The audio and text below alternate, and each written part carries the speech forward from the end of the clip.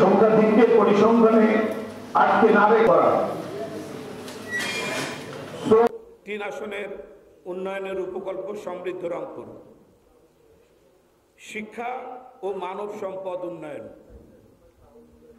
নির্বাচনী এলাকার প্রতিটি শিক্ষা প্রতিষ্ঠানে আধুনিক প্রযুক্তির ব্যবহার, বিশেষ করে বিশ্ববিদ্যালয় এবং উচ্চ শিক্ষা প্রতিষ্ঠানগুলিতে গবেষণা এবং লেখাপড়ার পরিবেশ সমুন্নত রাখার লক্ষ্যে স্থানীয় নেতৃবৃন্দ, শিক্ষক, ছাত্র, অভিভাবক, প্রতিনিধিদের নিয়ে কার্যকরী কৌশল প্রণয়ন এবং তা বাস্তবায়নের চেষ্টা অব্যাহত রাখা, বিজ্ঞান ও প্রযুক্তি বিশ্ববিদ্যালয় স্থাপনকে অগ্রাধিকার হিসাবে বিবেচনা করা, জনসংখ্যার অনুপাতে সরকারি শিক্ষা প্রতিষ্ঠান বাড়ানো, কারিগরি শিক্ষার মাধ্যমে বেকারত্ব হ্রাস ও প্রশিক্ষণের মাধ্যমে দক্ষ করে বৈদেশিক কর্মসংস্থানের ব্যবস্থা গ্রহণ,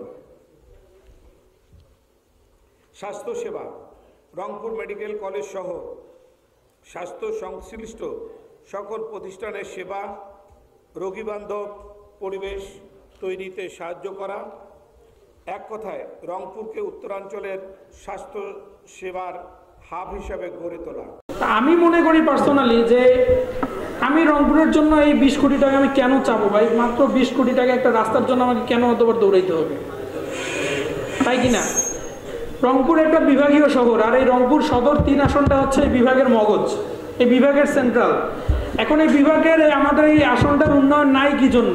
আমি যদি প্রথমেই এটার অভাব অনুধাবন করি, সর্বপ্রথম আমার মনে হয় যে একটা ভালো এয়ারপোর্ট নেই।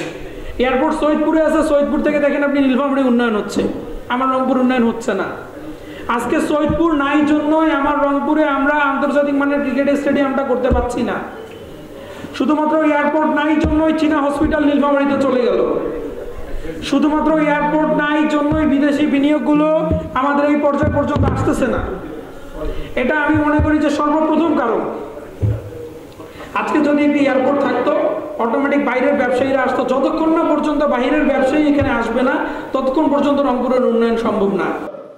প্রচেষ্টা অব্যাহত রাখা এবং আন্তর্জাতিকরণ সহ বরাদ্দকরণের সর্বোচ্চ চেষ্টা অব্যাহত রাখা, সমগ্র বাংলাদেশ চেষ্টা করা, নির্বাচনী এলাকার প্রতিটি রাস্তাঘাটে সর্বোচ্চ প্রচেষ্টা অব্যাহত রাখা, জাতীয় ভূমিনীতির আলোকে নির্বাচনী এলাকার তরুণ প্রজন্ম সংস্থানের সৃষ্টিতে তরুণদের প্রশিক্ষণ ও বিশেষ জামানত নীতি, সংখ্যাধিক্যের পরিসংখ্যানে আটকে না রেখে নারী কার্যকর ব্যবস্থা গ্রহণ ও বাস্তবায়নে নিরলস সকল প্রচলিত ধর্মের নেতৃস্থানীয় ব্যক্তিবর্গের ও ক্ষমতা বিকেন্দ্রীকরণ, নির্বাচনী এলাকার সমন্বয় স্থাপন করা, নিয়ে উদ্যোগ গ্রহণ করা, নগরের জলবদ্ধ আবশ্যককে যাবতীয় সাহায্য করা, রংপুর সদর ব্যাপটিস্ট চার্চ